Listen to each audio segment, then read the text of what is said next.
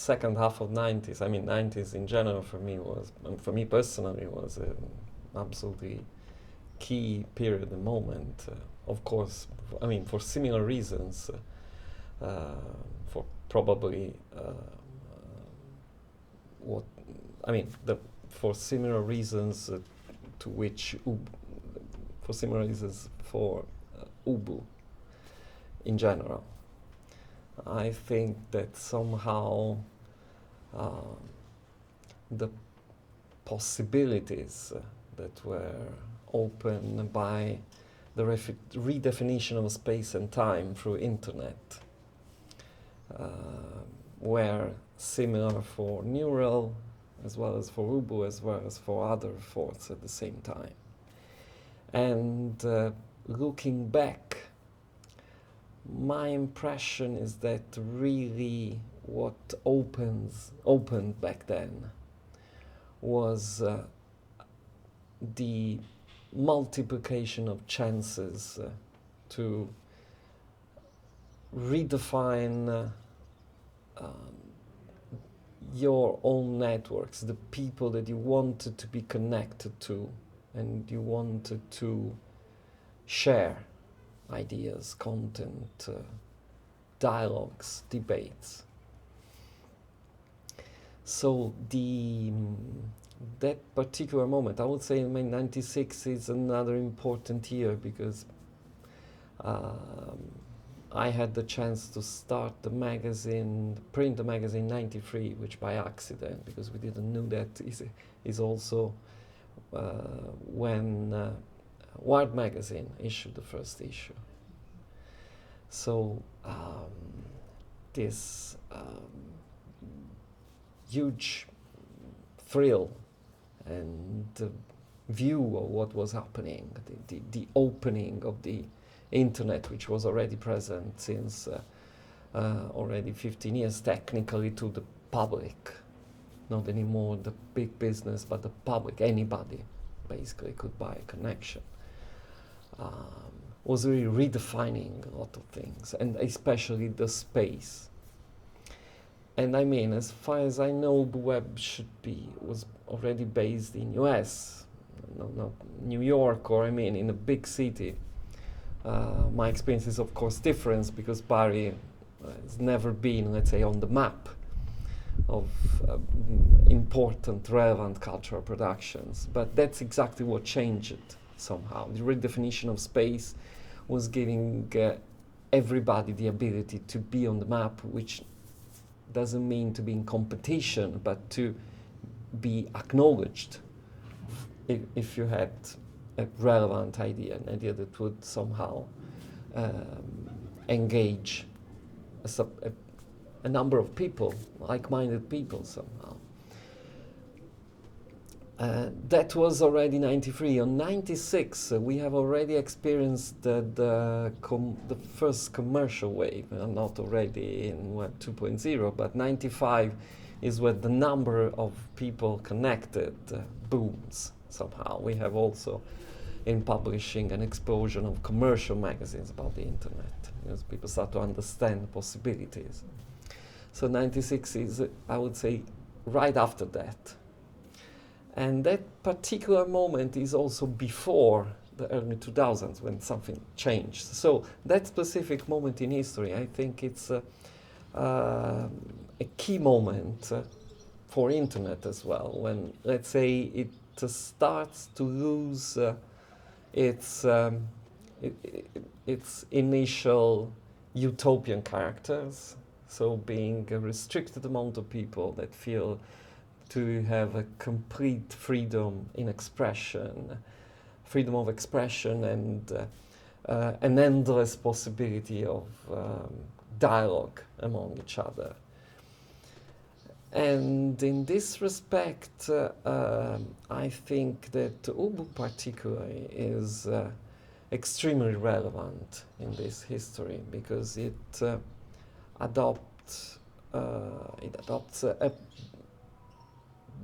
very specific strategy, which is connected to sharing relevant material, but not just any material connected to culture, but from a specific angle, which is the avant-garde. Historical avant-garde, but with a quite wide spectrum, with a quite long spectrum in time. And it shows before many others how it could be done in a very consistent way, with a very clear curatorial trajectory, but also in a very clear methodology. I still remember when maybe 15 years later I spoke to a person who was working with helping with Ubu, and she made it clear to me the policy, which for me has been enlightening somehow, which is if something has a cheap price, so it's available, basically, we don't include it. But if it's something it's expensive, it's rare, then we have no reserves to include it in it. And I mean, going just back to that period, that was also a moment where these methodologies, these policies were defined, how you go with the technical possibilities, which are to copy anything, to post anything, and the legal, social, and political spirit and constraints at the same time that you might apply. And personally, I think that the trajectories of many efforts that we can trace back then were going into similar direction, were kind of parallel in their efforts. And I mean, I feel it very, very, very, very concretely, very pragmatically with Neural. I can make a very brief example, which is the very first issue when we published unpublished, let's say a pirate copy of a limited edition William Gibson artist book, which was Agrippa. Briefly published this artist book, which had the characteristic of being printed on photographic paper, so it was disappearing the more you read it, because the photographic paper, of course, started to blacken. And with the limited edition book, there was also a floppy disk, and the floppy disk, the moment you switch the page, it was erasing physically the page from the floppy disk. And we were contacted by a hacker group, by an American hacker group, when we announced that we were doing the magazine, if we wanted the text. And said, of course we want it. And we received the floppy disk with the whole text. And then we hired a professional translator to translate it into Italian, and we published it without asking anybody about it. And I mean, possibly it's the closer point of contact with Ubu's practice. So making something available that was very expensive in its original form through a procedure which was a collective procedure we couldn't have done without this hacker group proposing it. And I think that, again, this deals a lot with the redefinition of space that internet enabled back then, progressively as it expanded.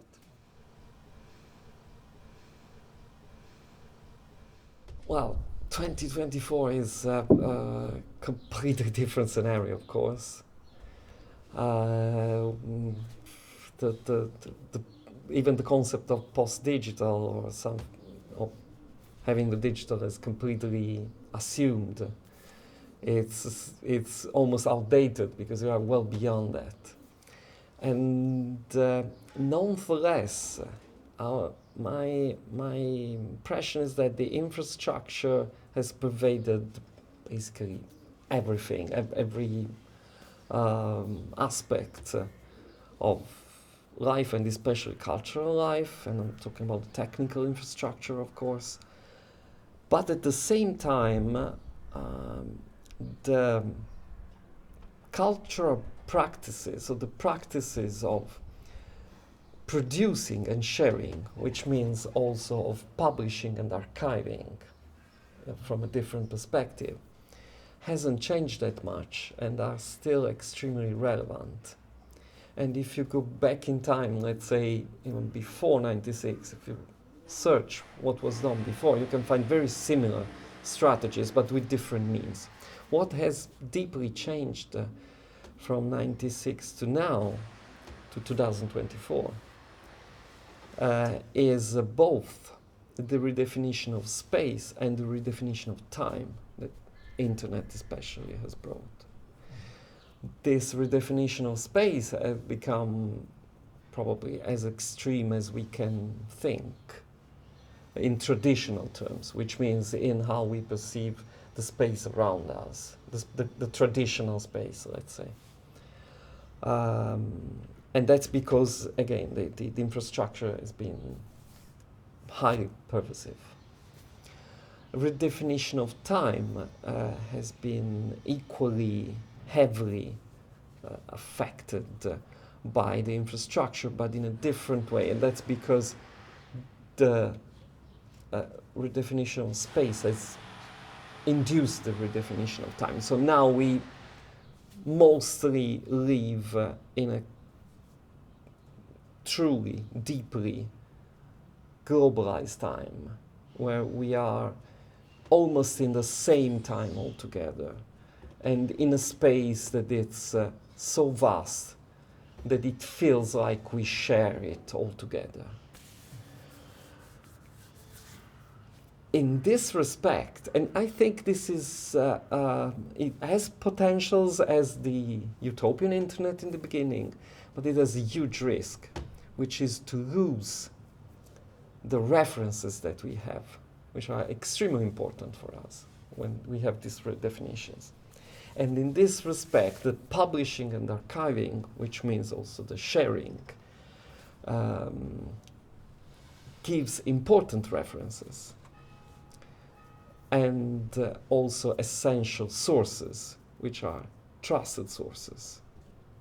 And by trusted sources, I mean sources that are made by trusted people.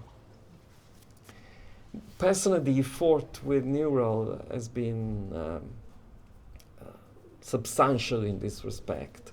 So to never give room to anything that wasn't trust, that wasn't double-checked all the time, to never give room to questionable speculations, but always to have to be backed up in what we published and archiving, also for our archival project, by trustable sources. I think that in 2024 this is particularly relevant. Yeah, we would. Who knows what will happen, of course. I find it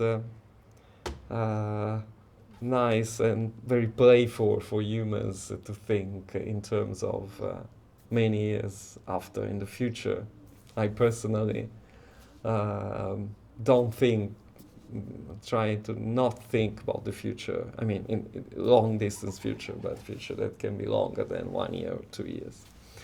So it's quite playful also because, we have a very organic, we are made of very organic matter. So having long-term plans for me, it's more playful than challenging. Anyway, trying to make an effort to think in this different long trajectory. Honestly, never thought about Neural's anniversary in 50, after 50 years, so it should be 43 eventually. But again, I think that in a shared trajectory, or partially shared trajectory, the core role of possibly, hopefully, still representing references would be even more important. And that's especially because of the proliferation of machine-generated content. I mean, this is very connected to a 2024 perspective.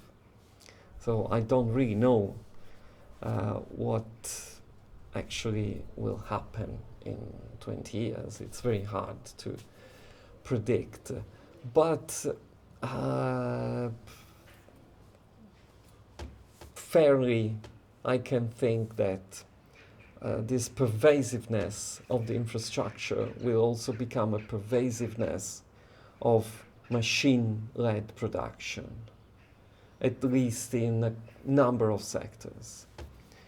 And as every machine-connected task, it will be, as usual, a double-edged sword. So it will probably benefit a lot of different tasks, but it will have a lot of risks in terms of social and political values.